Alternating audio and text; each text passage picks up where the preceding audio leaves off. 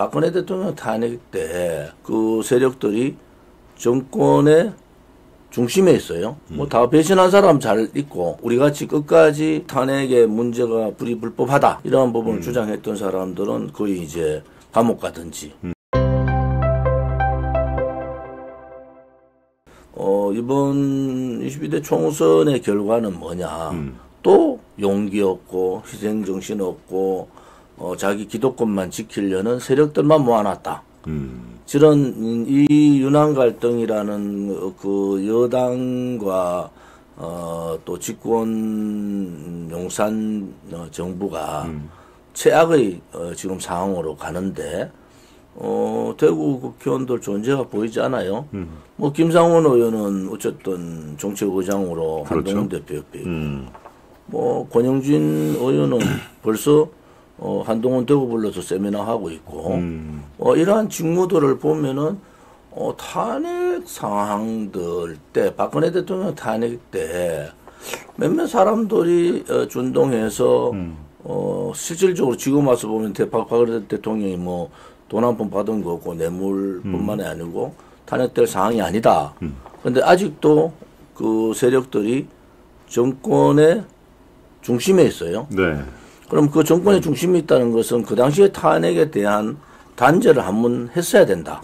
그렇지 않고 그랬기 때문에 한동훈도 네. 뭐 배신해도 뭐 다 배신한 사람 잘 있고 그렇지 않고 우리 같이 끝까지 이 탄핵의 문제가 불법하다. 네. 이러한 부분을 주장했던 사람들은 거의 이제 감옥 가든지 저같이 이제 그 선택을 못 받든지 그래 하지만은 우리가 옳았잖아요. 실질적으로 그렇습니다. 많은 국민들은 네. 조원진과 우리 공화당이 옳았다. 그런데 새가 없다. 그 사람들 그래 얘기해요. 네. 야, 조원진 어리 있고 말이지. 조원진 얘기하는 게 다 옳은데 우리 공화당 하는 게 맞는데 새가 없지 않냐. 결국은 새가 있는 국민의힘이 뭐 그렇게 봐야 108세인데 108세인데 그래 봐야 자기들이 뭐 하냐. 기득권 지키기에 바쁜 거예요. 기득권이 가진 자들이 지키는 기득권 그것을 깨야지. 정치인은 그것을 깨야 됩니다. 여야를 막론하고 뭐 국민의힘이든 민주당이든 민주당은 운동권 기득권이 철옹같이 있었다. 그렇죠. 그게 이제 약간 바뀌면서 문을 열면서 새로운 이제 97세대의 운동권들이 다시 모이고 또 하나는 그런 운동권 세대 교체와 동시에 이재명의 개딸에 의한 그런 이재명의 민주당이 됐잖아요. 이게 기득권이잖아요. 그렇죠. 민주당의 기득권. 네. 이쪽은 자기 희생 없이 탄핵 때 어쩌면은 회피하고 어쩌면은 탄핵에 찬성해서 나라를 이 지경으로 완전히 나라가 무너져 문재인 정부가 내무너질 뻔했는 그러한 상황을 만든 자들이 그러한 자들이 자기들이 아무 단죄 없이 국회의원도 하고 대통령도 하고 당 대표도 하고 그러한 상황을 보면서 아마 한동훈 대표도 그럴 거예요. 뭐 내가 윤석열 대통령 배신해도 뭐 괜찮더라. 배신을 했을 때 반드시 이 단죄가 있어요. 정의의 불의에 대해서 배신하고 싸우는 건 괜찮은데 이게 불법 불의에 의한 탄핵이 그 이제 기정사실화가 되고 있고 그런 상황에서 배신을 하는 것은 체제에 대한 배신이고 자유파 국민에 대한 배신이잖아요. 그런데 그것을 단죄하지 않고 그냥 넘어갔어요. 뭐 박근혜 대통령도 뭐 탄핵의 강을 건넌다. 그런데 그거 잘못하신 거다. 저는 그렇게 말씀을 드리고 싶고 하나는 결국은 이러한 불법 불의 업무 기획에 의한 탄핵이 정당화되면서 대한민국의 정의가 진실이 혹은 그 소위 국민들의 그 마음을 제대로 읽은 정치인들이 있는가? 그 사람들이 주축이 돼가 있단 말이에요. 그렇죠. 아직도 야당이야. 그렇습니다. 정권을 잡기 위해서 박근혜 대통령을 탄핵시키고 정권 잡겠다는 사람들이 다 나온 거예요. 반기문, 안철수, 문재인, 황교안 다 그런 생각을 가지고 모였어요. 김무성까지도. 그런데 결국은 어떻게 됐어요? 야당한테 좌파 정권한테 헌납해 버렸잖아요.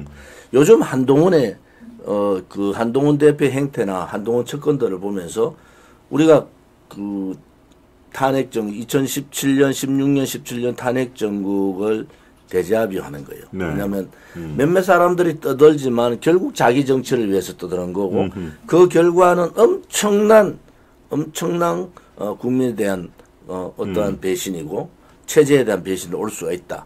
그런데 지금은 자기들이 윤석열 대통령이 제가 볼 때 워낙 못하니까 김건희 여사 리스크, 불통의 정치, 오만의 정치, 협치, 노협치의 정치, 이런 여러 가지의 불안 요소들이 있지만은 그렇다고 그것을 야당이 지금 탄핵을 들고 나오는 상황에 이 탄핵을 들고 나오는 상황에 당대표, 국민의힘의 당대표가 거기에 불을 지르는 또 신지호나 김종혁 최고위원 이런 김종혁 최고위원은 언론인 출신 아닙니까? 네, 중앙일보 저랑 언론인에서 아직도 언론인 시각으로 계속 하고 있는 거예요.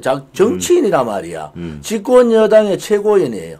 신지호 의원, 저랑 같이 국회를 해봤어요. 그 사람이 국회에서 얼마나 인기가 없었는지, 왜 그 사람이 공천 못 받고 따돌림 당하고 했는지 그 부분을 한동훈 대표 알아야 되는 맞습니다. 거예요. 한동훈 대표 주변에 그런 사람 깔고 계속 용산하고 시비 걸고 유튜브 나와서 방송하듯이 그렇게 하면 되겠습니까?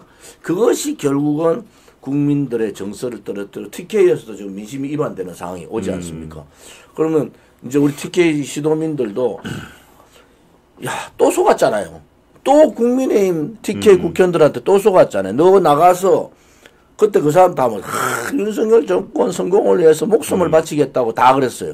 근데 지금 불과 된 지 한 몇 개월도 되지 않는데 네. 지금 상황이 어떻습니까? 지금 한 6개월 지났나요?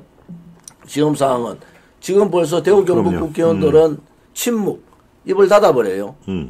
말을 하지 않아요.